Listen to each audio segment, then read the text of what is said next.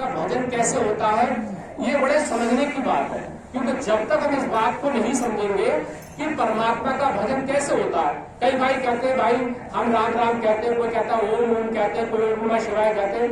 कह रहे ये सब कहने से जो है किसी को भगवान का दर्शन हुआ है ना होगा। क्यों नहीं होगा कि हमारे और आपके अंदर जो मन वैरी बैठा हुआ है, ये मन जो है हमें भजन नहीं करने देगा। किसी भाई को अगर इस बात का अनुभव ना हो, सोचते हो भाई ये जो है किसी की निंदा कर रहे, पर ये हमें महापुरुषों ने सत्संग करने के लिए इसलिए नहीं उठाया कि आप किसी की निंदा करो। महापुरुषों ने इसलिए जो है सत्संग करने का हुक्म दिया, आदेश दिया कि वहाँ सच्चाई बोलो, लोगों के अंदर वो बात मारो कि जिन्हें जो है परमात्मा का भजन नहीं करना है। क्योंकि मनुष्य शरीर इसलिए मिला है, सारा जीवन व्यर्थ में निकल गया तो फिर मानव छोड़ा पाने का फायदा क्या है। तो उनके अंदर वो बात चीज जो है वो बात रखो जिससे जो है उनको हरि भजन करने का मौका मिले और हरि भजन के बारे में वो समझ सके कि परमात्मा का भजन कैसे होता है। तो इसलिए महापुरुषों ने कहा कि अगर किसी को विश्वास ना हो तो वो राम राम कह के देख ले, ओम नमः शिवाय कह के देख ले, उसका मन लगेगा ही नहीं। भजन में बैठेगा, मन उसे टिकने नहीं देगा, खेत में पैर में दुनिया भर के झंझटों में उसे ले जाएगा, भजन बनेगा ही नहीं। इसलिए महापुरुष कहते हैं जो है भजन बनाने के लिए बहुत सारे योगी, बहुत बड़े बड़े जो है ज्ञानी पुरुषों ने इन वेद शास्त्रों को खूब पढ़ा और जो है पढ़ करके परमात्मा का खूब भजन करने का प्रयास किया, पर किसी को भी परमात्मा नहीं मिला और बाद में उन्हें बहुत पछताना पड़ा। इसलिए महापुरुष कह रहे हैं कि जो है परमात्मा के भजन करने के लिए पहले जो है इस मन का ठहराव आपको करना पड़ेगा। और मन को जो है कैसे ठहराया जाता है, थोड़ी सी जो है महापुरुषों की बात है जो आपके बीच में रखूंगा। महापुरुषों ने कहा कि कोट जतन से ये नहीं माने, धुन सुनकर मन समझाई।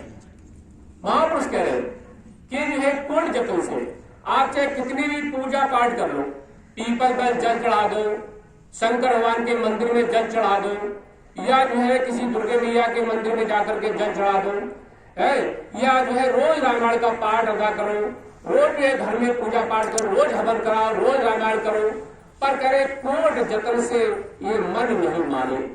ये सारे जतन करके देख लो, खूब जल चढ़ा के देख लो, रोज प्रसाद चढ़ा करके देख लो, ये मन जो है मानने वाला नहीं है। और जब तक ये मन नहीं मानेगा परमात्मा का भजन बनेगा नहीं, परमात्मा का भजन नहीं बनेगा। और जब परमात्मा का भजन नहीं बनेगा तो दर्शन कहां से हो जाएगा, क्योंकि ड्यूटी पर दरवाजे पर ये मन पहले से खड़ा हुआ है, आपको अंदर जाने ही नहीं देगा। क्योंकि परमात्मा जो है अपने 10वें द्वार में रहता है।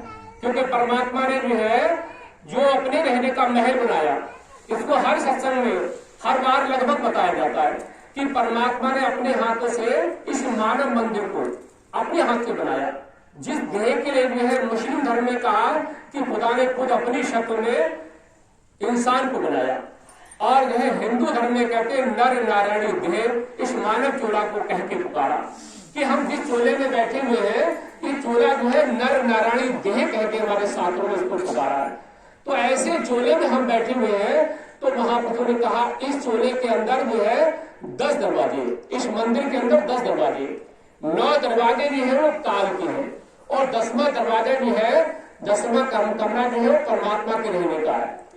इस 10 दरवाजे में घुसने से पहले आपको जो है वो मन बैरी खड़ा हुआ मिलेगा, वो मन आपको अंदर जाने नहीं देगा। इसलिए वो कह रहे हैं कोट जतन। आप कितने भी जतन कर लो, कितने भी